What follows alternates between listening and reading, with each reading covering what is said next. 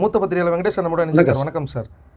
இப்போ தமிழ்நாட்டுக்கு வந்து பார்த்திங்கன்னா ஒரு நாளைக்கு எவ்வளோ வருமானம் வருது, எந்தெந்த துறைகளில் இருந்து வந்துக்கிட்டு இருக்குது, அதை வச்சு எப்படி வந்து பார்த்திங்கன்னா இங்கே கவர்மெண்ட் ரன் ஆகுது அப்படிங்கிற டீட்டெயில்ஸ் வந்து பல பேருக்கும் தெரிஞ்சுக்கணும் அப்படிங்கிற ஒரு ஆசை இருக்குது. பட் அந்த டீட்டெயில்ஸ் உங்கள்கிட்ட இருக்குது அப்படின்னு சொல்லியிருந்தீங்க. ஸோ அதுக்காக தான் எங்கெங்கேருந்து எவ்வளோ வருமானம் வருது, எத்தனை சதவீதம் வருமானம் வருது, இதை வந்து பார்த்திங்கன்னா எப்படி இதை வச்சு கவர்மெண்ட் ரன் பண்ணுறாங்க அப்படிங்கிற டீட்டெயில்ஸ் சொல்லுங்கள் சார். நான் நேற்று ஒரு வீடியோ போடுவோம் பார்த்தீங்கன்னா, தமிழ்நாட்டுடைய ஆண்டு வருவாய் எவ்வளவு என்ன, தின வருவாய் எவ்வளோ என்னங்கிறத நான் சொல்லியிருந்தேன். அதை நான் இப்போ சொல்கிறேன் உங்களுக்கு. அதற்கு முன்பாக பார்த்தீங்கன்னா, தமிழக அரசியல் வரலாற்றிலேயே சட்டசபைக்கு முதன்முறையாக தமிழ்நாட்டில் ஒரு கூட்டணி ஆட்சி வரப்போகுது. அதை விஜய் அவர்கள் வந்து செய்ய போகிறார். அதாவது விக்கிரவாண்டியிலே வந்து சொன்ன ஒரு விஷயம் இருக்கு, ஆட்சியிலே பங்கு அதே அளித்து பங்கு அப்படிங்கிறத அதை இப்போ செயல்படுத்துகிறார். முக்கியமாக காங்கிரஸ் கட்சி 1967க்கு பிறகு இதுவரைக்குமே சட்டசபையில் வந்து எம்எல்ஏக்களை மட்டுமே இருந்தவர்கள், அமைச்சர்களே கிடையாது. இப்போ 2026 தாவேக்கு அவருக்கு ஆதரவு கொடுத்த விளைவாக 2 அமைச்சர் போஸ்ட் வந்து விஜய் அவர்கள் தரேன்னு சொன்னதுனால இப்போ அமைச்சரவைக்குள்ள உள்ள போறாங்க. இது ரொம்ப சிறப்பான ஒரு விஷயம் பார்க்கப்படுது. ராகுல் காந்தி அவர்கள் ஒப்புதல் கொடுத்துட்டாங்க. இது உண்மையிலேயே வரலாற்று சிறப்பு மிக்க ஒரு விஷயமாக பார்க்கப்படுது. தமிழக அரசியல் தவிர இந்திய அரசியலே வந்து விஜய் அவருடைய தமிழக முதலமைச்சருடைய அந்த அந்த ராஜதந்திரம் அப்படிங்கிறது வந்து எந்த அளவுக்கு செயல்பட்டு இருக்காரு அப்படிங்கிறத வந்து எல்லா பேரும் பேச ஆரம்பிச்சிட்டாங்க. அது இன்னையிலேருந்து இந்த செகண்ட்லேருந்து சிறப்பாக செயல்பட்டு இருக்காருங்கிற விஷயத்தை வந்து நிறைய பேர் பேச ஆரம்பிச்சிட்டாங்க.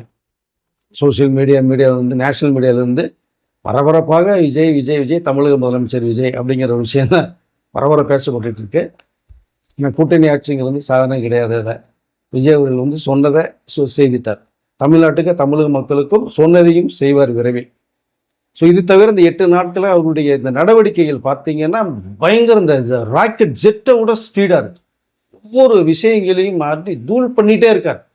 திருமண பக்கம்லாம் எல்லாமே பார்த்தா அரசு அதிகாரிகள், காவல்துறைகள், நிறைய டிபார்ட்மெண்ட்ஸ் எல்லாம் எந்த நேரத்தில் என்ன அறிவிப்பு வரும்னே தெரியல தமிழக முதலமைச்சர் வந்து அப்படின்னு அலாட்டாக இருக்காங்க. இப்போ தூங்குறது இல்லை, சாப்பிட்றது இல்லை, டயத்துக்கு உள்ளே வந்துடுறேன். ஏன்னா முதலமைச்சர் உள்ளே வந்துடுறாரு, 10 மணிக்குள்ளே உள்ளே வந்துடுறாரு. ஸோ அன்னைக்கு பார்த்தீங்கன்னா ஒரு 40 கார் வந்து கொடுத்த ஒரு விஷயத்தில் வந்து அவரே நான் ட்ரைவ் பண்ணி பார்ப்பேன். அவன் தமிழ் அமைச்சர் வந்து காரை ஓட்டி அந்த தலைமைச் செயலகத்துக்குள்ளே ஒரு ரவுண்ட் அடித்து வந்த விஷயங்கள் எல்லாம் பார்க்கும்போது உண்மையிலேயே மிகுந்த ஒரு ஆச்சரியமாக இருக்குது எல்லாருக்குமே. இப்படி ஒரு முதலமைச்சர் ஏன்னா இவ்வளோ ஸ்பீடு இது, ஆனால் அந்த ஸ்பீடு ஈடு கொடுக்கறதுக்கு யாரும் முடியாத போல தெரியுது. ஆனால் எல்லாத்தையும் கொண்டு வந்துடுவார். ஆரம்பத்தில் வந்து அவர் போடுற இந்த சட்டத்திட்டங்கள் இந்த இதெல்லாம் கொஞ்சம் சிரமமாக தெரியும் எல்லாருக்குமே. போக போக சரியானதை ஒரு சிறப்பு மிக்க ஒரு எளிய ஒரு தலைவர், தமிழ்நாட்டில் ரொம்ப எதிர்பார்த்துட்டு இருந்த ஒரு முதலமைச்சர் இப்போ நம்ம கிடைச்சிருக்காரு அப்படிங்கிறதா மக்கள் பேச ஆரம்பிச்சிருக்காங்க. அரசியல் கட்சி தலைவர்களும் பேச ஆரம்பிச்சிருக்காங்க. ஸோ அரசு அதிகாரிகளும் பேச ஆரம்பிச்சிருந்தா தான் சொல்லிக்க முடியும். உண்மையிலேயே வந்து ரொம்ப சிறப்பாக பார்க்கப்படுது இதை. ஸோ இது சம்மந்தமான விஷயங்கள் யார் என்னங்கிறத நான் அடுத்த வீடியோவில் நான் பேசுகிறேன். தமிழகத்தில் கூட்டணி ஆட்சி எந்த இது வரைக்கும் ஆண்ட கட்சி, முன்னாடி ஆண்ட கட்சி எதுவுமே கூட்டணி யாரையுமே வந்து அமைச்சரவைகள் வந்து சீட்டே கொடுக்கல.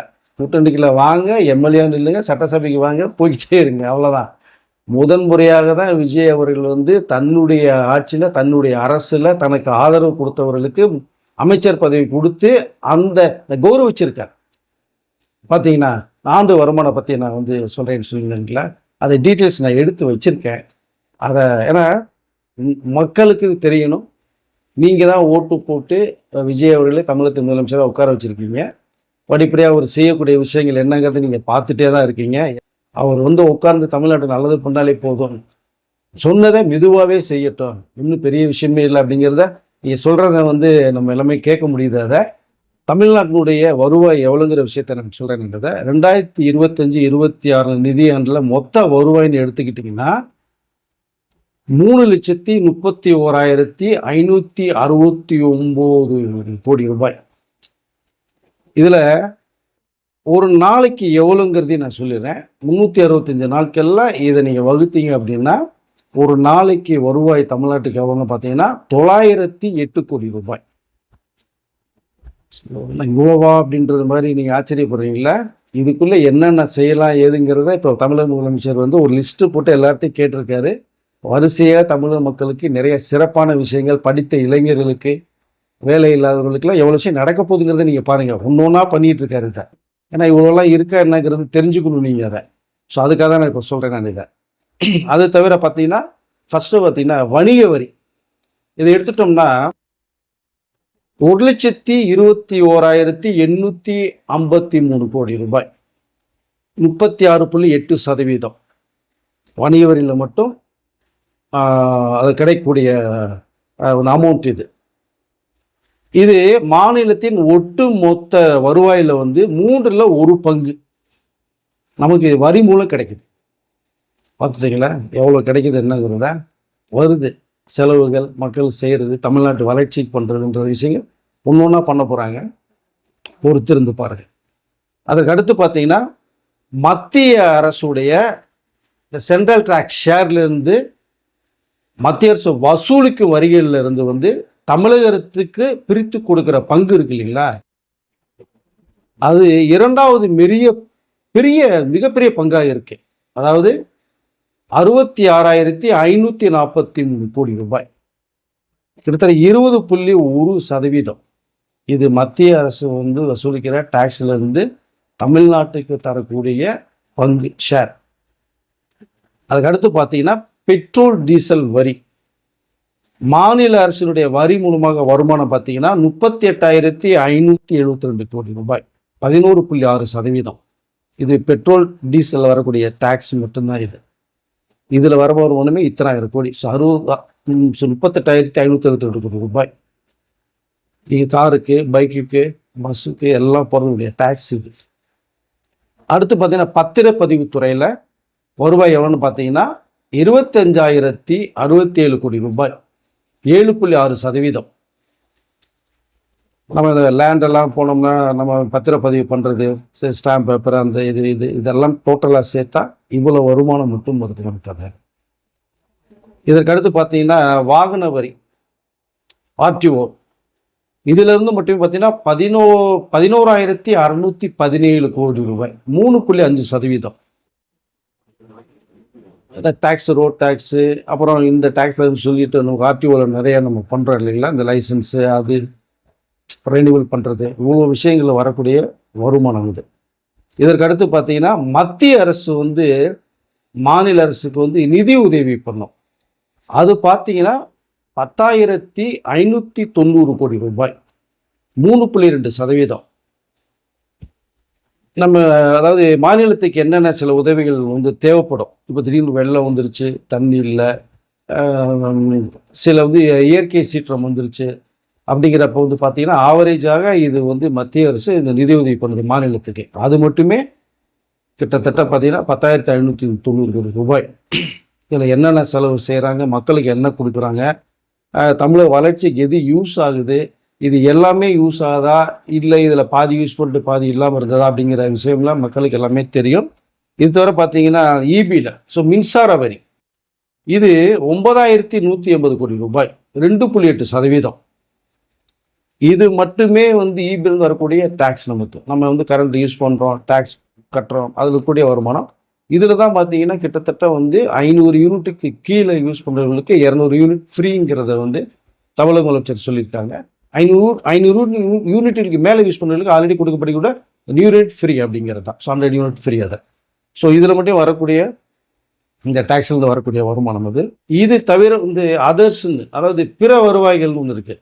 இந்த அபராதம்லாம் இல்லை, இந்த காவல்துறை நைட்டில் வந்து அன்னெசரியாக வந்து டிடி யூஸ் பண்ணிட்டு போகும்போது அவர்கிட்ட ஃபைனு, அப்புறம் அந்த சிக்னலில் கிராஸ் பண்ணுறது, ஹெல்மெட் போடாமல் போகிறது, அப்புறம் ஒன்வேல போகிறது, ட்ரிபிள்ஸ் போகிறது, இந்த மாதிரி விஷயங்கள் எல்லாம் பார்த்தீங்கன்னா அதில் வந்து வரக்கூடிய அபராத தொகைன்னு பார்த்தோம்னா கிட்டத்தட்ட 8,669 கோடி ரூபாய், 2.5%. இதுவும் தமிழக அரசுக்கு வரக்கூடிய அபராத தொகையிலேருந்து வரக்கூடிய வருமானம் இது. இதில் தமிழக அரசுடைய ஒரு நாள் வருவாயின்னு எடுத்துக்கிட்டிங்கன்னா 908 கோடி ரூபாய். இது எப்படி வருதுன்னா கிட்டத்தட்ட வரியில் மட்டுமே பார்த்தீங்கன்னா 344 கோடி ரூபாய், டாஸ்மாகில் மட்டும் வரக்கூடியது 108 கோடி ரூபாய், பெட்ரோல் டீசலில் வரக்கூடியது 105 கோடி ரூபாய்.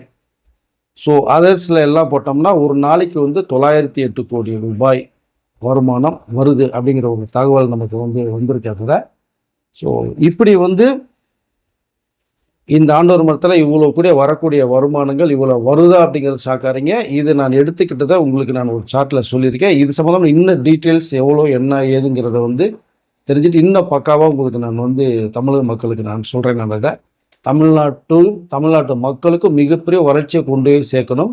இந்திய லெவலில் வந்து தமிழ்நாட்டினுடைய அந்த முன்னேற்றத்தை வேறு லெவலில் கொண்டு நிப்பாட்டணும் அப்படிங்கிறது தான் தமிழக மக்களுடைய மிகப்பெரிய ஒரு எண்ணமாக இருக்குது.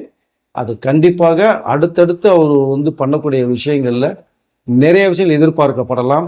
நிறைய தமிழ்நாட்டுக்கு செய்ய போகிறாரு.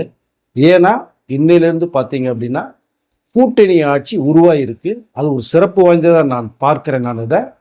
ஏன்னா இனிமேல் வந்து யாரும் வந்து இந்த ஆட்சி இப்படி தான் நடக்கும், இவ்வளோ தான் நடக்கும், அவ்வளோதான் நடக்கும்னு சொல்கிறதுக்கான வாய்ப்புகளே கிடையாது. 5 வருட ஆட்சி முழுமையாக விஜய் அவர்கள் நடத்துவார். ஏன்னா அவரோட ஆட்சி இதுவரைக்கும் யாரும் பார்க்காதது, யாரும் செய்யாததை விஜய் அவர்கள் செய்துட்டு இருக்காங்க அப்படிங்கிறதா பேசப்படுது. ரொம்ப சிறப்பாக செயல்பட்டு இருக்காரு அப்படிங்கிறத எல்லாரும் போய் பேச ஆரம்பிச்சிருக்காங்க. இந்த அளவுக்கு வந்து விஜய் அவர்கள் பண்ணுவாரான்னு யாருமே எதிர்பார்க்கலைங்கிறதையும் சொல்றாங்க. அப்போ அவருடைய எண்ணம் என்னவா இருக்குங்கிறத நீங்க புரிஞ்சுக்கணும். நமக்கு வந்து மக்கள் சேவனாக முதலமைச்சர் போஸ்ட்ல உட்கார வச்சிட்டாங்க. அப்போ அந்த பதவி அந்த சேர்ல உட்காரும் போது மக்கள்ல ஒருத்தன் தான் நான் அப்படிங்கிறது அவருடைய செயல்பாடாக இருக்கு. இதுதான் இன்னைக்கு எல்லாரும் பேருமே பேச ஆரம்பிச்சிட்டாங்க.